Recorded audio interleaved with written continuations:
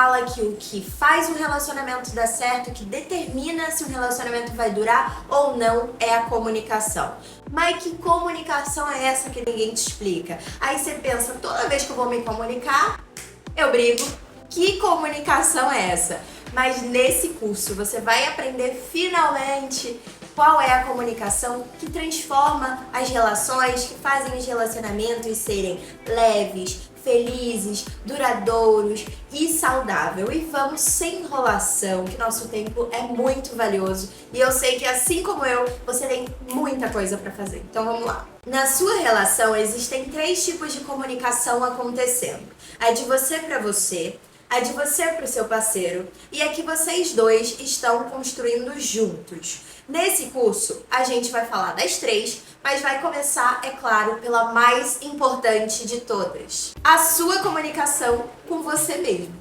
Nessa aula, você vai aprender a entender os seus próprios comportamentos, sensações, emoções. Vai aprender também a lidar com elas, principalmente em momentos de estresse, de conflito e como comunicar essas emoções, esses sentimentos e o que você entendeu delas para o seu parceiro. Nós temos um cérebro que é uma máquina de sobrevivência. Ele está sempre pronto para nos afastar e nos livrar de qualquer perigo, de qualquer ameaça. Isso é fantástico, isso fez a nossa espécie chegar até aqui, mas causa muitos probleminhas no nosso dia a dia. Principalmente porque mudar um hábito se parece muito para o nosso cérebro com uma ameaça. Porque o lugar que a gente está é um lugar seguro, porque a gente já conhece. Já um novo hábito nos leva para um novo ambiente, uma nova perspectiva. E isso traz muito perigo. Se parece muito com uma ameaça. E o nosso cérebro foge disso. E um hábito que já está assim impregnado na nossa cultura é o de culpar o outro. Sempre olhar para o outro. A culpa é sempre do outro. Você fez eu me sentir assim. Você falou isso pra mim, por isso que eu fiz. Você é o culpado por eu estar brava. Você é o culpado. Você. Mas em que momento nós paramos para olhar para nós mesmos? Algumas pessoas até fazem isso depois que as emoções vão embora, mas outras nunca fazem. Imagina comigo. Bia chega do trabalho, na casa dela, quando abre a porta ela já avista de cara uma pilha de louça suja. Um ódio começa a ferver aqui dentro do corpo dela, ela começa a gritar, ela começa a xingar Roberto, que é o marido dela, de tudo quanto é nome, porque ele não lavou a louça. E aí ele responde, gritando já também, que não lavou a louça, porque ele estava esperando o jantar para lavar junto com a do jantar. E ela grita de volta, dizendo que ele não faz nada, que ele não faz o combinado, que ele não se compromete. E ele grita de volta, e ela grita de volta, xinga ele xinga ela pesado, desrespeita ela. Ela fica mal, ele percebe que ela ficou mal, vai pedir desculpa, mas já pede desculpa falando assim, mas eu só xinguei porque você me gritou. Aí ela fala, mas eu só gritei porque tu não lavou a louça. Ele fala, mas eu só não lavei a louça porque eu tava esperando a do jantar. E aí volta toda a discussão de novo. Até porque essa conversa já deixou de ser sobre a louça há muito tempo. Se é que um dia ela foi sobre essa louça. Essa conversa virou uma busca pelo culpado. Os dois estão brigando para não perder essa disputa, onde quem perder vai ser o dono de todo o erro, o culpado por todo esse caos que se instaurou nessa casa. E aí você ouvindo essa conversa fala, os dois têm um pouquinho de culpa, né? E eu concordo com você, eu acho que os dois têm um pouquinho de culpa, mas eu acho mais ainda que isso não importa. Porque qualquer conversa que inicie buscando um culpado, ela não vai chegar a lugar nenhum. Como essa de Bia e Roberto. As conversas que trazem resultado, as conversas que trazem transformação, elas buscam soluções e buscam principalmente entender o outro, entender o ponto de vista, entender a dor, entender o que está afligindo o outro, entender e buscar solução. É a única forma de ter uma conversa que traz resultados. E não que piora a situação, como acontece às vezes. Agora imagina como toda essa situação teria sido se eles tivessem olhado para si como ponto de partida. Então vamos lá. Bia chega em casa depois do trabalho, abre a porta, avista a louça. A onda de ódio sobra por todo o seu corpo e raiva, mas ela decide, antes de gritar, olhar para si. Então ela começa a pensar, por que eu tô tão estressada assim? Caramba, será que realmente isso justifica toda essa raiva dentro de mim? Da onde ela veio? Por que eu tô sentindo isso? Por que isso me incomoda tanto? Como eu posso resolver isso? Qual é a melhor forma de resolver isso? Qual a melhor forma de me comunicar para conseguir o que eu quero? Depois de toda uma reflexão, uma navegação ali dentro de si mesma, Bia chega à conclusão de que sim, ela realmente está chateada com essa situação. Não é a primeira vez que isso acontece, não é nem a quinta, né, Roberto? E aí ela decide que precisa conversar sobre isso. Nessa reflexão, ela também chega à conclusão de que a melhor forma de resolver isso é conversando com o Roberto. E aí ela começa a pensar se ela tem condições emocionais de ter essa conversa agora. Então ela começa a analisar o seu estado emocional para ver se ele está adequado para ter uma conversa dessa. E ela chega à conclusão de que tá. Então respira fundo e vai conversar com o Roberto. Chega para Roberto e fala: olha, Roberto, eu tô muito chateada nesse momento porque eu acabei de chegar do trabalho e eu já venho super frustrada só em pensar que depois de fazer um monte de coisa durante todo o meu dia, eu ainda vou ter que fazer um monte de coisa quando chegar em casa. E aí eu chego em casa e vejo que você não fez a sua parte do nosso acordo. E que para eu fazer a minha, que é o combinado aqui, você lava a louça e eu faço a janta, para eu fazer a minha, eu preciso da sua limpa. Então eu posso ir lá, fazer a minha e acabar fazendo a sua por consequência. E eu me sinto completamente desrespeitada com essa situação. Eu tô muito chateada com você por isso. E olha, por causa disso, eu não vou fazer a janta enquanto a pia não estiver limpa. Nesse momento, o Roberto tá olhando pra Bia assim, ó, sentadinho, só com o zoinho arregalado, pensando o que é que ele vai dizer, porque logo que ela começou a falar, veio um monte de pensamentos, aqueles pensamentos intrusos, né, na cabeça dele. Que mulher chata do caralho, tudo isso por causa de uma louça. Chega em casa, não dá um beijo no marido, só sabe reclamar, só reclama. Mas num estalo, ele pensou, e se eu olhar pra mim mesmo? E começou a refletir. Será que ela não tá realmente brava por causa de uma atitude minha? Será que não foi eu que causei esse estresse? Será que eu poderia realmente ter me esforçado um pouco mais? Será que eu realmente queria juntar com a louça ou foi uma desculpa que eu dei para não precisar fazer isso agora? Então ele começa a entrar dentro de si e identifica que ele precisa de mais informações sobre o que está acontecendo. Então, para esse processo para prestar atenção no que Bia tá falando.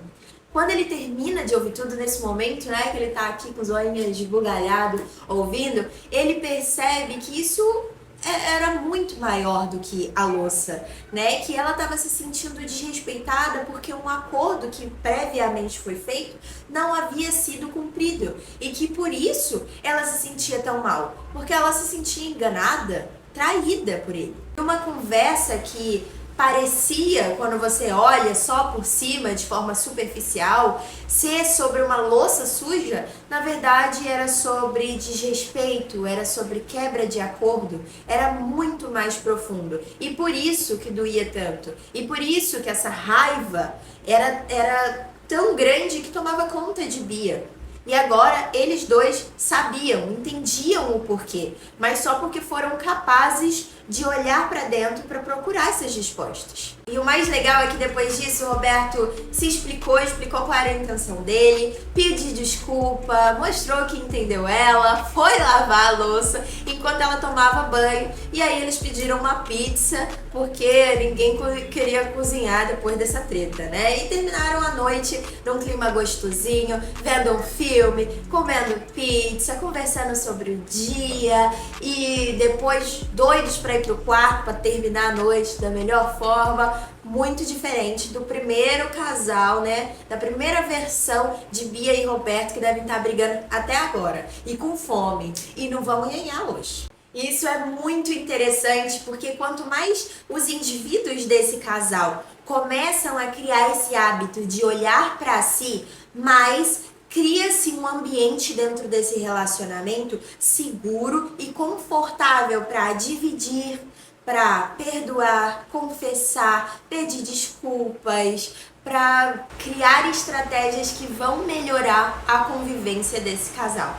E você pode notar que nesse momento que Bia parou para olhar para si, ela identificou uma série de coisas que estavam acontecendo ali, né? Que ela estava frustrada, que ela estava se sentindo desrespeitada, que ela estava se sentindo traída. Mas como é que um ser humano consegue, no momento de uma raiva súbita que surgiu a partir do encontro, de um olhar com uma pilha de louça, chegar a tantas conclusões complexas? Através do autoconhecimento, através dessa busca por si mesmo, por entender seus comportamentos, suas emoções, seus sentimentos, o que cada coisa está falando para você, o que cada comportamento seu está te dizendo, às vezes gritando e você não consegue ouvir. Mas como é que eu vou ler os meus comportamentos? Como é que através de uma sensação eu vou entender o que eu estou dizendo para mim mesma? Através de um aprofundamento em si mesmo. Então, digamos que eu engordei muito esse mês, estou comendo muito, estou comendo igual uma traça. Mas por que eu estou comendo igual uma traça? Da onde vem esse comportamento de comer em excesso? O que ele está comunicando para mim?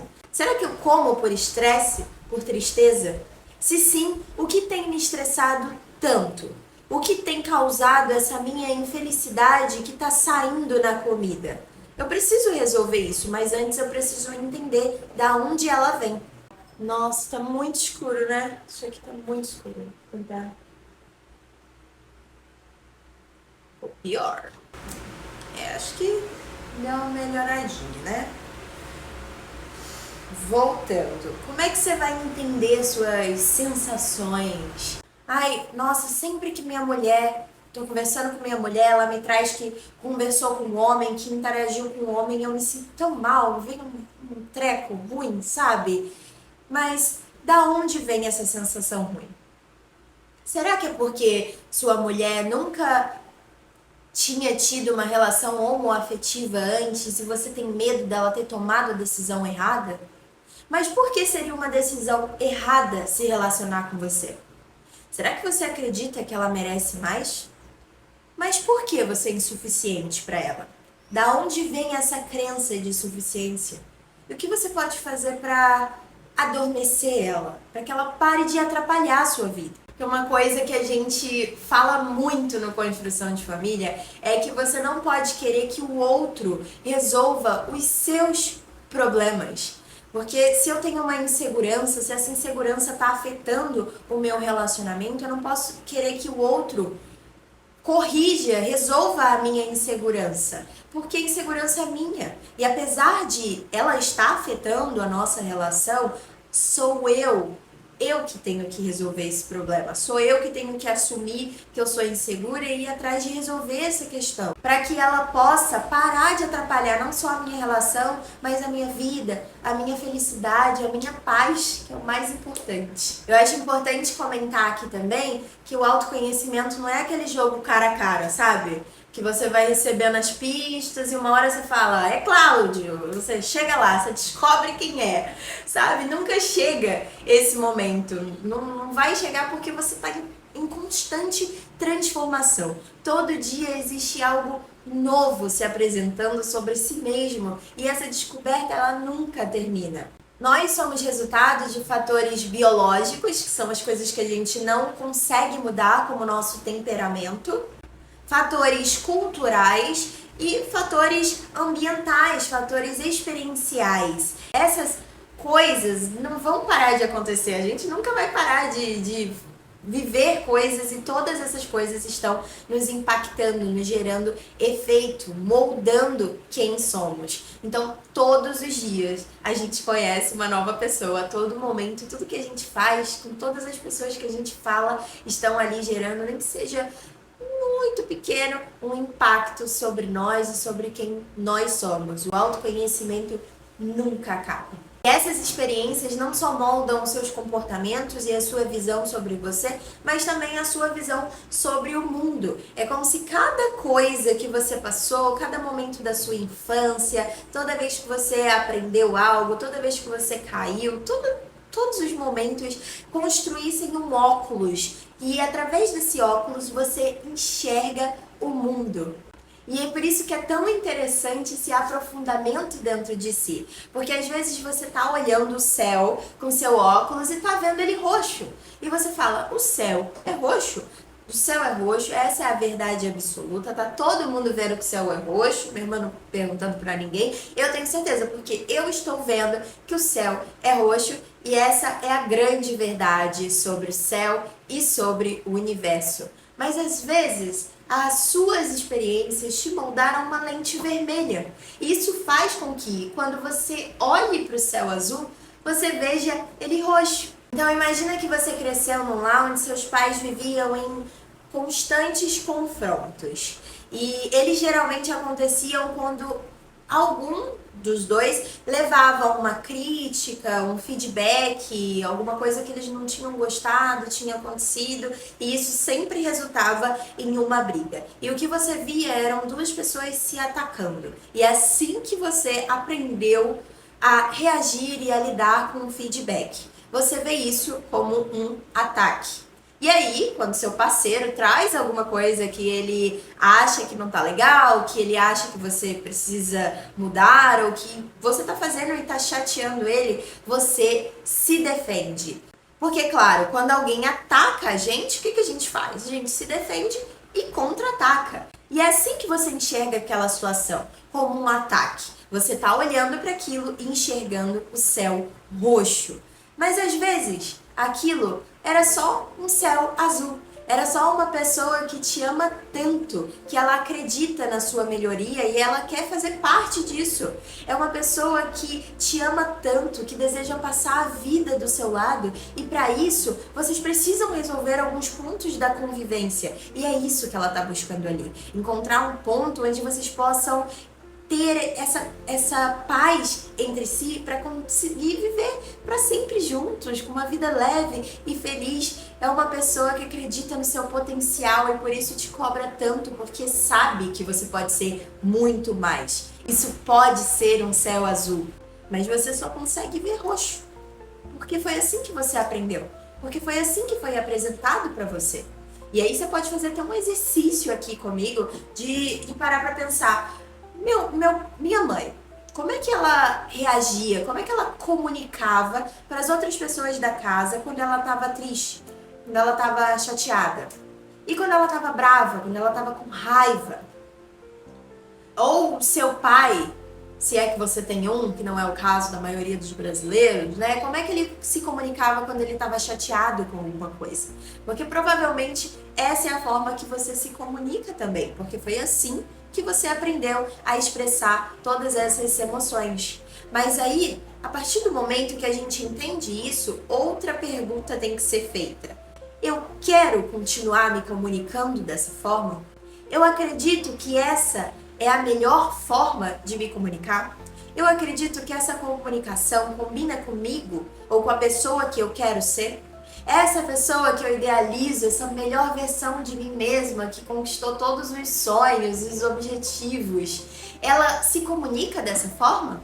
Nós não nascemos sabendo como expressar o nosso amor, a nossa tristeza, a nossa frustração, a nossa dor, a nossa mágoa, a nossa bravura, a nossa tristeza. A gente aprende observando as pessoas à nossa volta. A criança é uma esponjinha, aprendendo sobre o mundo e sobre si mesma, olhando o que está em volta dela. Mas agora você é um adulto. Agora você pode olhar para suas próprias atitudes, para seus próprios comportamentos e pensar se você realmente quer continuar com eles, se eles realmente fazem parte da pessoa que você quer se tornar. E se não, começar a alterar esses comportamentos e transformar a sua comunicação. Isso vai ser incrível não só para o teu relacionamento, que é muito já, que é incrível, fantástico, porque a ciência já mostra que quanto mais a gente se envolve numa atividade, mais difícil é de largar. O que significa que quanto mais tempo você ficar nessa relação, mais difícil vai ser de você sair.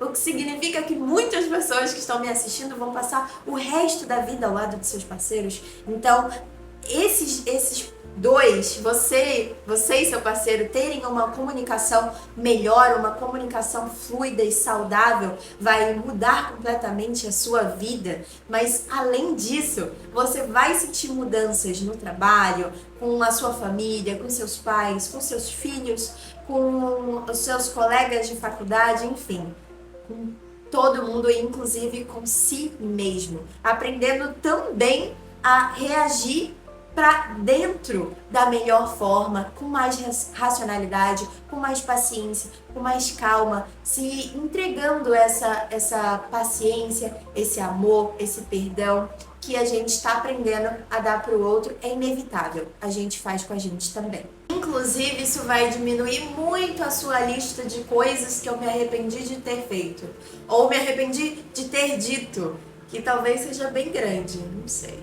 Mas como é que faz essa mudança toda, hein, minha filha? Como é que faz? Além do que a gente já conversou até aqui, um passo muito importante é você observar a emoção que está te governando naquele momento e como ela muda a pessoa que você é. Por exemplo, eu quando estou com raiva, eu não lembro nada de bom que a pessoa fez pra mim, nada. Nada, todas as coisas agradáveis, felizes, gentis, somem da minha mente, mas eu lembro de todas as coisas ruins. Junto todas as coisas ruins e uso elas como justificativa para o plano maligno que eu estou fazendo para estragar a vida daquela pessoa. É assim que eu sou com raiva. Mas quando eu não tô com raiva, eu sou assim, ó. Eu sou um docinho, eu quero evitar brigas, eu quero evitar qualquer coisa que tire a minha paz. Parece que eu com raiva e eu normal somos pessoas diferentes, completamente diferentes. E isso não é por acaso. A raiva tem uma função biológica muito importante pra gente, porque a raiva tira a gente da inércia. A raiva é a emoção que faz a gente agir, que faz a gente ir pra frente, que faz a gente brigar, que faz a gente, sabe, causar. A raiva, ela vem para tirar a gente do nosso lugar e gerar movimento. E por isso ela é tão importante. Ela tem até uma função social muito importante, porque é através da raiva que a gente briga pelo que a gente acredita, que a gente combate as injustiças. Então a raiva, ela é muito importante pra gente, ela é muito importante pra nossa espécie, para diversas outras espécies, para nossa sobrevivência. Mas uma coisa que a raiva nunca vai te oferecer é racionalidade. A raiva nunca vai vir uma raiva em você e você vai falar, ai, nossa, deixa eu ponderar aqui os fatos para tomar a melhor decisão. Isso nunca vai acontecer. Então não parece muito inteligente usar a raiva para resolver conflitos, para ter uma comunicação, para ter uma conversa importante, né? E não parece inteligente porque não é. Não é inteligente. A raiva você usa para outras coisas, como essas que eu acabei de falar. Então, no momento que você tá com essas emoções afloradas, não é o momento de ter uma conversa. Não é inteligente agir dessa forma. Então, não tenha medo de pedir um tempo. Peça um tempo. Se você vê que suas emoções estão afloradas, não converse. Se recuse a conversar. Põe mais pra frente, para outro dia, agenda a conversa. Eu agendo conversas. Ai, olha, agora não vai dar, mas amanhã às 6 dá tudo certo. Eu faço isso. E aí você encontra qual é a melhor estratégia para você, para que você não converse no momento em que uma emoção não apropriada e que não vai te ajudar esteja governando o seu corpinho. Outro ponto muito importante é levar essa conversa para o eu. Então, ao invés de Bia falar, você não lavou a louça, você me deixou brava, você não se esforça por essa relação, você não faz nada para essa casa, ela falaria, eu fiquei muito chateada quando eu vi a louça. Eu me senti enganada quando eu vi que você não tinha feito. Eu sinto que eu faço mais em na nossa relação. Eu sinto que eu me esforço mais para manter a casa limpa. Então a gente traz essa conversa pro eu, porque no fundo isso é tudo que a gente tem, é só o que a gente tem. A nossa versão das coisas, o nosso olhar para cada momento, para cada acontecimento, sensação, para a vida, nossa interpretação da vida. Mas a parte boa é que quem ama a gente se importa com essas coisas. Se importa com a nossa mágoa, com a nossa felicidade, com a nossa tristeza, com a nossa raiva, com o nosso senso de justiça, com a nossa insatisfação, com a nossa satisfação. E é por isso que dá tão certo. Outro fator que assim afeta muito o nosso comportamento é o ambiente. E aí você vê se identifica um pouquinho, lembra aí de alguma história parecida com essa. Bia e Roberto foram para uma casa de praia com vários outros casais e eles não têm o costume de servir comida um pro outro. Mas os casais que estavam lá nessa casa de praia têm esse costume. E aí, quando deu o horário do almoço, Roberto foi e se sentou na mesa sem o seu prato, esperando que Bia montasse o prato para ele, porque todo mundo daquele ambiente fez isso. E sem perceber, ele só seguiu ali a manada, só foi junto com todo mundo sem nem perceber o que estava acontecendo. Quando ele observou que ele ia ficar sem comida, aí que ele se tocou, nossa, sou eu que coloco a comida, né? E aí ele foi se servir. Eu mesma não bebo refrigerante, ó, há um tempão. Mas no Natal, tava todo mundo bebendo, eu bem linda peguei o copinho e fui beber. Eu só percebi quando eu senti o gosto na boca, porque eu não gosto mais. Quando a gente fica um tempo sem beber, acha o gosto meio de remédio, sabe? E aí eu achei assim estranho. E aí que eu percebi que eu tava bebendo. Tava todo mundo fazendo. A gente só vai fazendo também, né? E a neurociência já mostra que o ambiente, ele é mais capaz de prever comportamento, de prever uma circunstância até do que a biologia. Por exemplo, se você tem predisposição a ter diabetes, o que vai ser mais determinante de você ter ou não diabetes na sua vida adulta não é essa predisposição, e sim a sua alimentação durante sua vida. Então, o ambiente impacta mais na modulação do seu ser do que até a biologia. O ambiente é muito importante. E quando eu falo ambiente, eu tô falando de tudo. Tanto o lugar físico mesmo, quanto pessoas, músicas, feed do Instagram, tudo. Então, é importante também que você, além de se atentar à emoção que você tá, também se atente ao lugar que você tá. Porque isso vai impactar o seu comportamento. Isso vai impactar quem você é naquele momento e pode atrapalhar a sua comunicação. Então, uma coisa que dividindo com vocês uma intimidade até. O Gabriel uma vez me falou que ele observou que eu mudo quando eu tô na casa dos meus pais. Que eu me comporto como uma mulher mais poderosa, digamos assim, quando a gente tá em casa ou junto, e até quando eu recebo os meus pais na minha casa, mas quando eu tô na casa dos meus pais, ele disse que eu viro uma menininha, né? Então eu demonstro um comportamento mais infantilizado. Olha que loucura, eu nunca tinha nem reparado isso. E ele conseguiu reparar porque ele tá de fora. Mas essa é a forma que o ambiente impacta a gente. Então não só preste atenção nas suas emoções, mas também no lugar que você tá, com quem você tá. Então imagina aí que Juninho e Fabinho vão pra uma lagoa, ficar de boa na lagoa, com os amigos, ter um dia maravilhoso de curtição. Só que acontece uma coisa que deixa Juninho muito chateado. E aí ele decide que não vai falar naquele momento.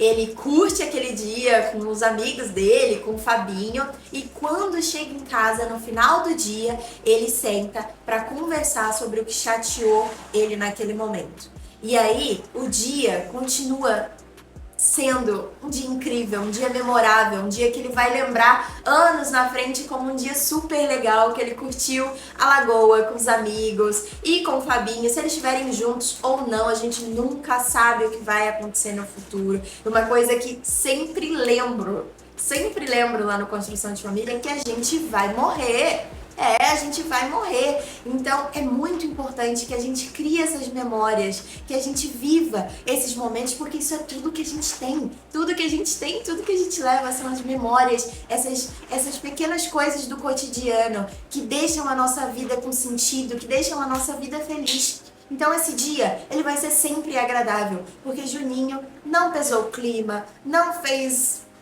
um bafafá, ele deixou pra conversar no momento que ele chegasse em casa e ele falou: olha, isso que você fez, isso que você falou me chateou, me magoou. E a conversa foi feita, o problema foi resolvido. Isso é o mais importante, não foi ignorado de maneira nenhuma, ele não esqueceu. Ele adiou, ele não esqueceu. E chegou em casa, ele resolveu, inclusive.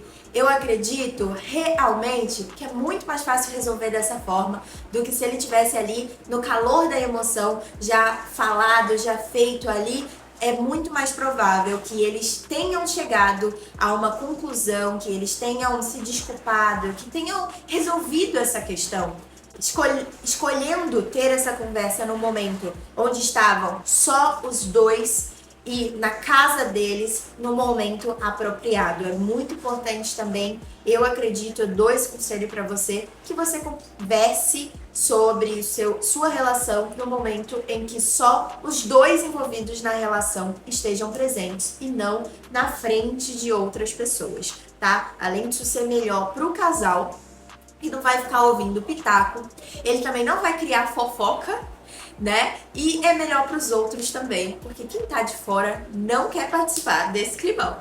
Bom, eu tô muito feliz e tô muito grata de você estar aqui comigo até aqui. Eu espero que eu tenha cumprido pelo menos um pouquinho da minha missão, que é fazer a sua vida mais leve, mais feliz, mais fácil, que é transformar, melhorar a vida das pessoas casal por casal, casal por casal. Essa é a nossa grande missão. E é assim que a gente achou de transformar o mundo. Afinal, são nas famílias que as crianças crescem, né? E aprendem a olhar para o mundo e a olhar para si mesma através da relação que os pais estão tendo um com o outro e com ela também. Então, essa é uma grande missão que a gente tem de melhorar a vida das pessoas, de criar uma vida melhor, mostrar que é possível ter uma vida a dois feliz, agradável, duradoura, incrível, sabe? Que você chegue na velhice assim, grato por ter feito a escolha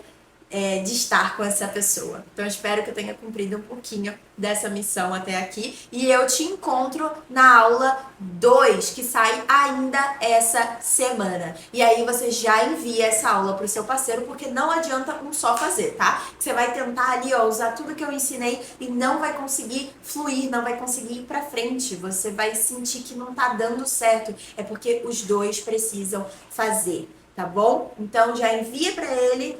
Curte e se inscreve para não perder a aula 2. Um beijo e até a próxima!